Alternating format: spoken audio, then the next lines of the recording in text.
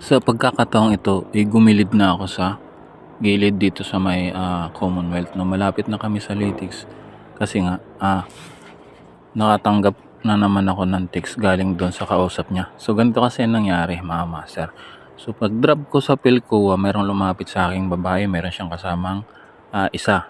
So dalawa sila. So nagtanong sila sa akin, "Kuya, magkano yung pamasahe pa North Caloocan?" Sabi ko, "Saglit lang, titingnan natin sa app." So tiningnan ko sa app, so pagtingin ko sa app is 283.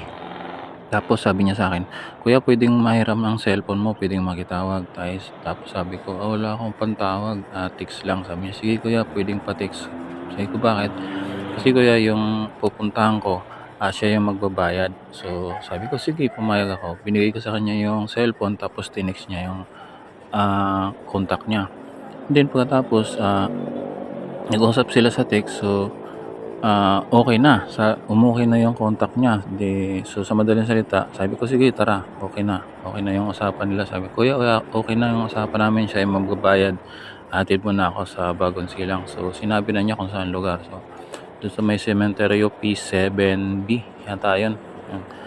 Then yun, sinakay ko na siya, hinil ko na siya tapos sinakay ko na. So habang tumatakbo kami, nag-text yung kausap niya, nagtanong kung nasaan na daw kami. So gilid ako sa ni-replyan namin na papunta na kami, ay okey ganyan, ganyan, ganyan, ganyan.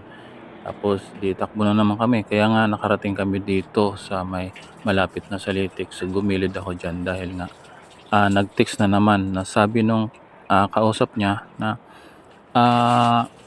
"Wag na lang, hindi ka pala sasama." Sabing gano'n, ito yung text nila. So kaya ako gumilid dito, yun na nag-ano na ako, naghinalan na ako kaya, gumilid kami tsaka inopen ko na yung camera. Yun, kasi parang tamang hinala na ako, kaya na hinala na, eh. So ganun yung nangyari, kinabahan talaga ako ng husto kung ano-ano yung iniisip ko. Tapos yun, nag-usap sila nung kanyang kausap dito. Kuya, pwede maki-online? Ha? Pwede maki-online Na? ng Facebook para may tawagan na lang ako tapos bayaran na lang dito. Dito mo na lang ako.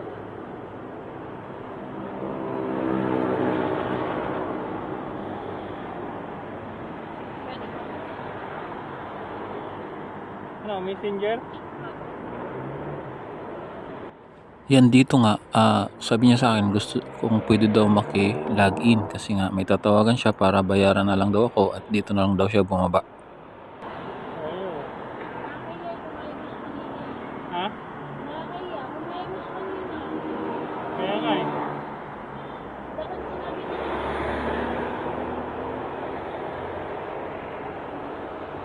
Nahihirap yung ganyan.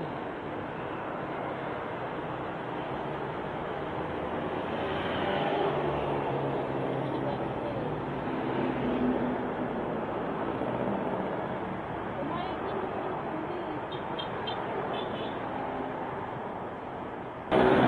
Kailan nandito na tayo tapos sabay hindi siya papayag. Kasi na magpapayag. Nahihirap yata yung ginagawa niya. Ha? Sabi ko nakakahiya ka, rider ka na, nakakahiya sa rider ka pa naman. Rider din ba siya? Ako, nakakanta din siya dati. Ayan, tumatawag oh. Idol! Okay na malapit na sa kalahati lang ka. Saan ka? Diyan sa Bagong Silang? Ano?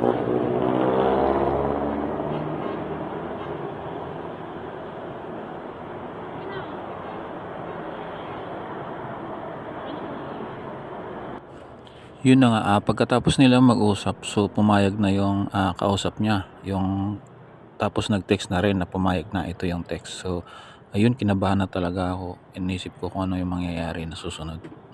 Lalo na't, paggabi na ng mga oras na yun. Ha?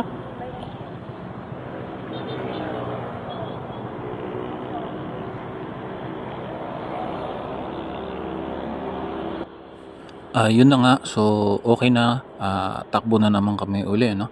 So habang tumatakbo kami, kung ano-ano yung mga pumapasok sa isip ko, ano kayang mangyayari, mabubulol kaya ako nito o ganyan-ganyan. Kasi siyempre, rider tayo, so nandun na yung iisipin natin yung hinala, no? So mabuti na yung tamang hinala tayo kaysa sa magtiwala tayo, lalo na sa panahon ngayon, di ba? So bumalik na naman yung mga ganyan ngayon. So yun, kung ano-ano iniisip ko habang tumatakbo kasi inisip ko ano na 'no, magdidilim na. Saktong 'pag dumating kami do'n sa area ay talagang aabutin na kami ng dilim. Tapos siyempre alam niyo na. At yun na nga, nandito na kami sa bagong silang na yun 'no. Mapapansin niyo medyo madilim na at saka pagdating dito nagturo siya ng lugar kung saan kami dadaan kaya mas lalo akong kinabahan.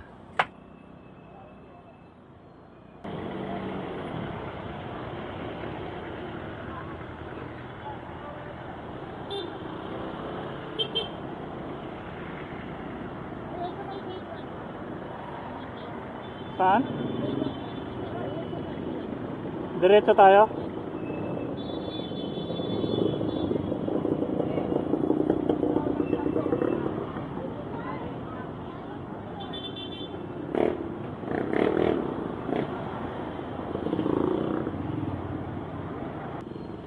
Ito nga at malapit na kami sa drop off. So dito na yung drop off niya na sinasabi niya. Yun.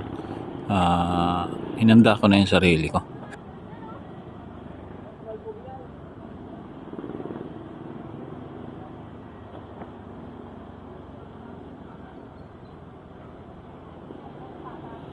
Diretso lang? Dito na?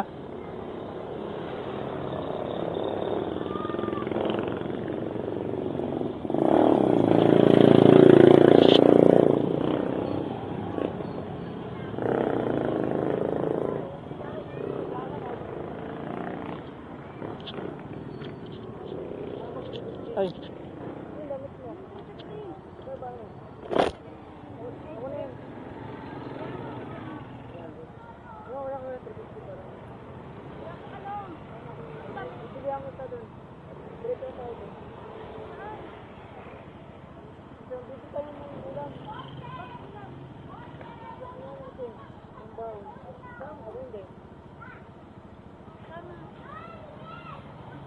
Kano ba?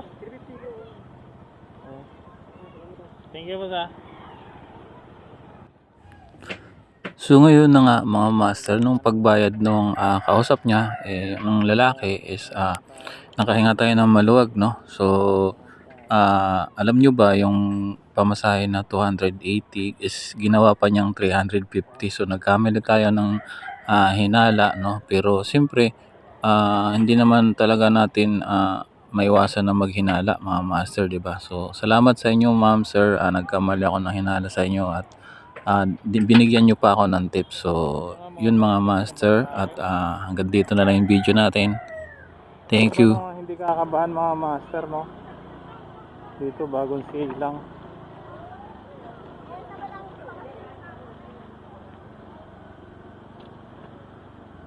Bagong silang kasi ganun yung pangyayari.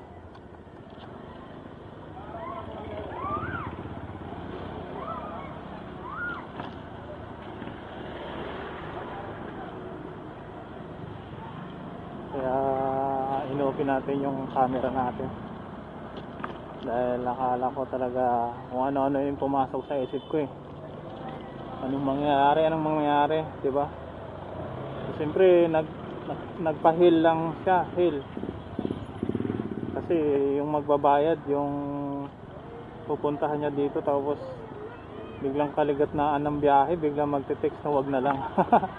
Puta, nakakaano yun, nakakapanghinala yun mga master, kaya nag-open agad tayo ng camera eh. Siyempre may na yung tamang hinala, di ba? Kaysa magtiwala. Mahirap na sa panahon ngayon, bagong silang pa naman to, tapos sa sementeryo pa. Yan mga master, ingat kayo palagi, bye bye.